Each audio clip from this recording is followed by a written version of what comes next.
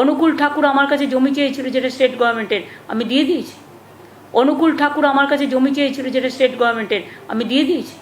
আমার কাছে জমি চেয়েছিলেন অনুকূল ঠাকুর। মমতা ব্যানার্জির ভিডিও পোস্ট করে মনোবিদ দেখানোর পরামর্শ শুভেন্দুর। কিছুক্ষণ আগে ফেসবুকে বিরোধী দলনেতা শুভেন্দু অধিকারী মুখ্যমন্ত্রী মমতা বন্দ্যোপাধ্যায়ের একটি ভিডিও পোস্ট করেছেন। সেই ভিডিওতে মুখ্যমন্ত্রী মমতা বন্দ্যোপাধ্যায়কে বলতে শোনা যাচ্ছে, আমার কাছে জমি চেয়েছিলেন অনুকূল ঠাকুর যেটা স্টেট গভর্নমেন্টের, আমি দিয়ে দিয়েছি। এই ভিডিওর সাথে বিরোধী দলনেতা শুভেন্দু অধিকারী লিখেছেন, যুগাবতার পুরুষোত্তম শিশি ঠাকুর অনুকূলচন্দ্র 1969 সালে দেওঘরে দেহত্যাগ করেন। উনি কি আপনাকে স্বপ্নাদেশ দিয়েছিলেন জমির ব্যাপারে? এই সব মিথ্যাচারের জন্য আপনি ক্ষমা চান এবং কোনো অভিজ্ঞ মানসিক চিকিৎসাবিদের তত্ত্বাবধানে নিজের মস্তিষ্কের চিকিৎসা করান।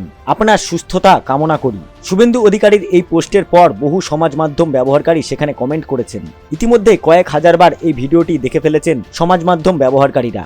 এমনকি 500রও বেশি মানুষ এই ভিডিওটি শেয়ার করেছেন। যদিও মুখ্যমন্ত্রীর বিভিন্ন বক্তব্যকে নিয়ে আগেও জলঘোলা হয়েছে।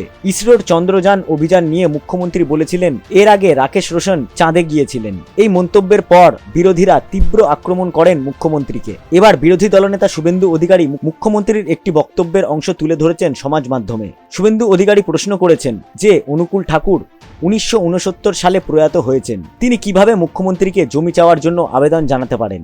উনার উদ্যোক্ত কোথায় গেছে? পরম প্রেমময় ঠাকুর শ্রী শ্রী অনুকূল চন্দ্র আমাদের সনাতনের একজন অন্যতম ভগবান। ঠাকুরের পুরো তার বাণী জীবদ্দশায় তার যে অবদান, এই অবদানকে অস্বীকার করতে পারবে না। একবারে ভারত মাতার একজন সুসন্তান ছিলেন এবং সনাতনের একজন বলিষ্ঠ রক্ষক ছিলেন ঠাকুর।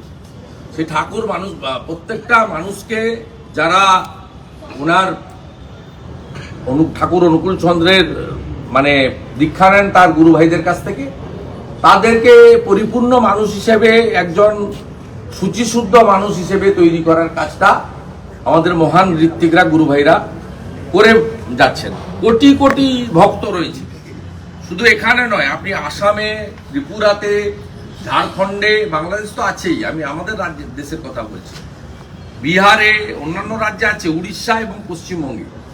এই ভক্তদের চরম অপমান। ইনি এই মুখ্যমন্ত্রী যেভাবে বলেন, এর মুখ্যমন্ত্রী আপনি দেখবেন 22 সালে 21 সালে গঙ্গাসাগরের প্রস্তুতি মেলায় ভারত সেবাশ্রম সংঘ আন্তর্জাতিক প্রতিষ্ঠান, তার প্রধান মহারাজ যিনি, যাকে আমরা দিলীপ মহারাজ হিসেবে শ্রদ্ধা জানাই, পাশে বসিয়ে রেখে বলছে ভারত সেবাশ্রম সংঘ কিছু ভালো কাজ করে আবার দাঙ্গাও করে। দিস টাইপ অফ ল্যাঙ্গুয়েজ তিনি আমাদের এখানকার মুনি ঋষি সন্ত সমাজ সম্পর্কে বলেন। তিনি বারবার প্রত্যেকটা সবাই বলছেন আমি ইসকনকে জমি দিয়েছি। কে জমি দিয়েছে? ইসকন 700 একর জমি কিনেছে। সেই জমিতে তারা শ্রী চৈতন্যদেব নগর তৈরি করছে। 14Y ক্যাবিনেটে ছাড় দেওয়া হয়েছে যে ল্যান্ড সিলিং, অনলি 14Y। সব মিটিংয়ে গিয়ে বলেন আমি, আজকে তো যে কথাটা উনি বলেছেন, ইনার এটা অভ্যাস। ইনি মালদা জেলার গাজলে গিয়ে মতুয়া সম্প্রদায়ের জনক, যা সব মতুয়াদেরকে জোর করে ইসলাম ধর্ম গ্রহণ করাচ্ছিল। 1907-8 সালে হরিচাঁদ ঠাকুর, গুরুচাঁদ ঠাকুর না থাকলে, মতুয়া সমাজ সৃষ্টি না হলে কোটি কোটি মানুষকে মুসলমান করে দিচ্ছিল জোর করে, ধর্মান্তরকরণ। সেই সময় হরিচাঁদ গুরুচাঁদ ঠাকুরের আবির্ভাব মতুয়া সমাজকে আজকে সনাতনী রেখেছে। তিনি মালদার গাজলে গিয়ে ঠাকুর সম্পর্কে কি ভাষা বলেছে আমার মুখে উচ্চারণ হবে না।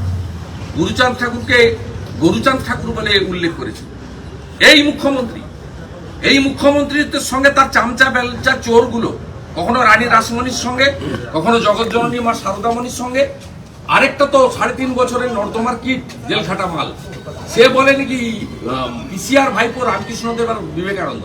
এদের এই উদ্ধত্ত কোথায় যায়? আমি রাজভবনের গেটে দাঁড়িয়ে বলেছিলাম যে রামকৃষ্ণ মিশন কেন মুখ খুলছে না মা শারদামণির সঙ্গে যখন তুলনা করেছিল। মা শারদামণি নাকি সব লিখে গেছিলেন।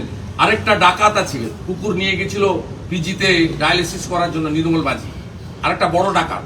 এই নির্মল বাজি বলেছিল, পরে রামকৃষ্ণ মিশনের সম্পাদক মহারাজ ব্যাখ্যা করে বলেছেন এ ধরনের কোনো তথ্য তাদের সংগৃহীত তথ্যের মধ্যে নেই। যে জায়গায় ইনি নিয়ে যাচ্ছেন পশ্চিমবঙ্গকে, আজকে ঠাকুরকে যেভাবে আক্রমণ করেছেন, আমি সমস্ত গুরু ভাইদের বলবো, আমার 1970 সালে জন্ম হয়েছে ব্রজধামে, কাঁথি শিবালয় মন্দিরের পাশে ব্রজধাম, সেখানে ঋত্বিক নিকুঞ্জ মিশ্র তার বাড়িতে আমার জন্মগ্রহণ হয়েছে। আমি ঋত্বিকদের চিনি, আমি তাদের অধিবেশনে যাই। আমি সমস্ত ঋত্বিক গুরু ভাইদের কাছে অনুরোধ করব এর প্রতিবাদ হওয়া উচিত এবং বাবাইদাকে সম্পূর্ণ ঘটনা জানিয়ে, তথ্য জানিয়ে পাঠানো উচিত। আমি জানাবো আমাদের কেন্দ্রীয় গৃহমন্ত্রী অমিত শাহজি তার সপরিবারে তিনি কিছুদিন আগেই দেওঘরে গিয়ে আশীর্বাদ নিয়ে এসছেন সেখান থেকে, এবং দেওঘরে আমাদের নরেন্দ্র মোদীজির উদ্যোগে দেওঘরে এইমস পেয়েছে এবং নিশিকান্ত দুবে ওখানকার সাংসদ, তার বিরাট ভূমিকা রয়েছে। এইমস করে দেওয়া হয়েছে ভক্তদের জন্য, সেখানে বাবাধামও আছে এবং দেওঘরকে এয়ারপোর্ট দিয়েছেন নরেন্দ্র মোদীজি। আর এখানে বলছে যে ঠাকুর অনুকূল চন্দ্র আমাকে জমি চেয়েছিল, আমি জমি দিয়েছি।